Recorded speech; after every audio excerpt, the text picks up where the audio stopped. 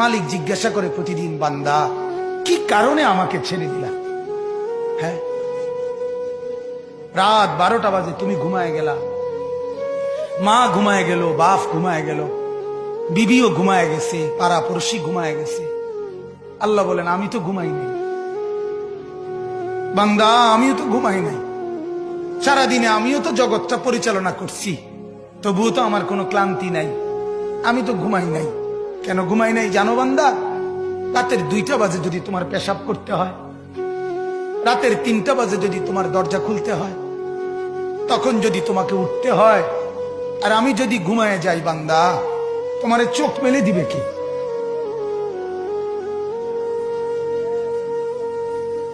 এই বাপ, চোখ মেলে দিবে কি?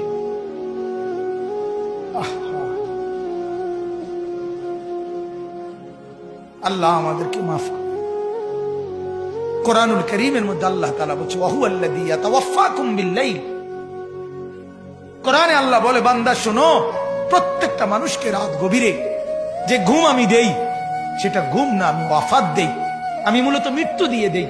আবার আমি দয়া করে একটা নির্দিষ্ট সময় পরে চূড়ান্ত মৃত্যু দেব বলে আমি আবার সেই হায়াত সকালবেলা যখন জাগতে শুরু হয় তখন আমি ফিরে আসব।